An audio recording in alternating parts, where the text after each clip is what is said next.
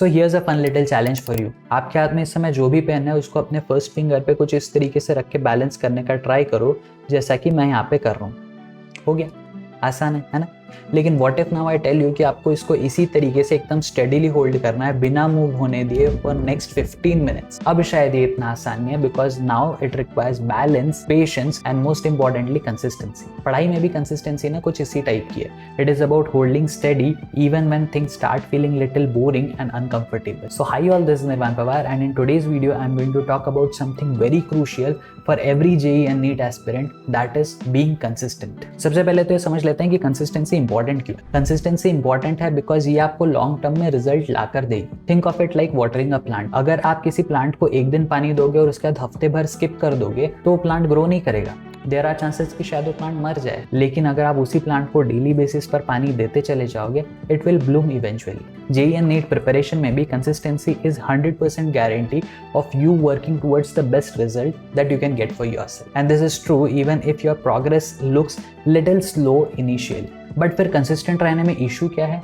So here's where most of our struggle. हमारे study hours ही fixed नहीं है। नाउ इमेजिन अ क्रिकेटर जो सिर्फ तब प्रैक्टिस करने जाता है जब उसका मन करता है। क्या वो कभी इंटरनेशनल मैच खेल पाएगा? You need a routine to perform at your best. हमको चाहिए instant gratification. In this world of instant likes and comments, हमको ये समझना पड़ेगा कि exam success doesn't come overnight. And the next thing is demotivation, self doubt and negativity. हर student को अपने जेईई या नीट के जर्नी में ये चीज़ कभी ना कभी फील होती ही है। And trust me on this, JEE and NEET की journey at times can become lonely. But then ये सारे जो हर्डल्स है ये हर किसी के लाइफ में आते हैं और आपको बस किसी तरीके से in hard and difficult days में गिव अप नहीं करना है। ठीक है सर, ये सारी बातें तो समझ में आ गई, लेकिन how to overcome these issues? So let's talk about solutions. The first thing is get comfortable with being uncomfortable. Think about it. All great things come with little discomfort. चाहे वो कोई एथलीट हो, चाहे वो कोई आर्टिस्ट हो, चाहे वो कोई साइंटिस्ट हो, all of them pushed themselves through their hard times to make things happen for themselves. Same चीज़ आपको भी करनी है। जब कभी आपको अपनी स्टडीज टफ लगे, आपको बस अपने आप को पुश करना और किसी तरीके से उन डिफिकल्ट डेज से अपने आप को बाहर निकाल के ले आना। Remember, this is just a temporary thing and not a permanent one. Second, believe in the process. आपको खुद को रोज ये बताना पड़ेगा कि all of your efforts are going to pay of.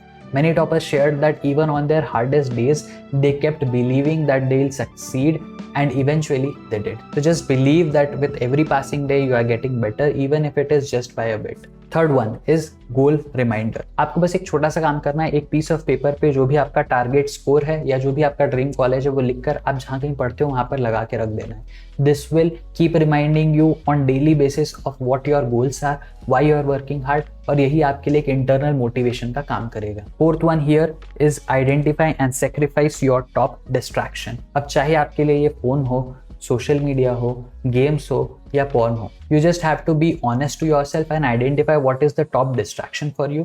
आपको बस उस चीज़ को आइडेंटिफाई करके उसको 3 हफ्तों के लिए छोड़ देना है। 3 हफ्ते में क्यों बोल रहा हूँ? बिकॉज स्टडीज बताती है कि it takes 21 days to develop a habit. अगर आप अपने टॉप डिस्ट्रैक्शन को 3 हफ्तों के लिए छोड़ दोगे, you will be surprised by how much time you have freed up for yourself, which now you can use for studying. Fifth one here is make studying fun and manageable. आप अपने दिन के शुरुआत में ही जो भी सब्जेक्ट्स आपको boring लगते हैं उनको खत्म कर दो। It is very similar to finishing up the salad even before getting the dessert. This way you will be left with the interesting subject to look forward to towards the end of the day. Sixth one is daily questions target.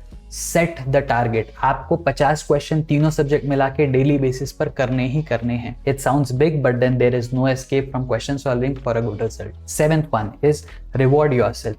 जब कभी आप daily और weekly targets अपने achieve कर लेते हो, आप अपने आप को रिवॉर्ड करो।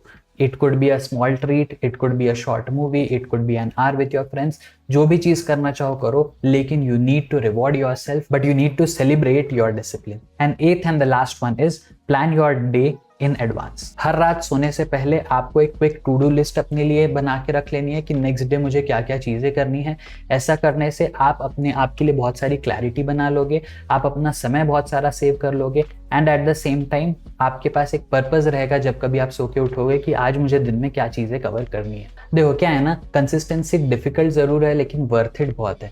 आप हर दिन क्या छोटे छोटे स्टेप्स ले रहे हो, वो छोटे छोटे स्टेप्स आपको गोल के कितने पास ले जा रहे हैं ये आप रियलाइज भी नहीं करोगे। तो बस keep going, stay motivated and let's ace this exam together.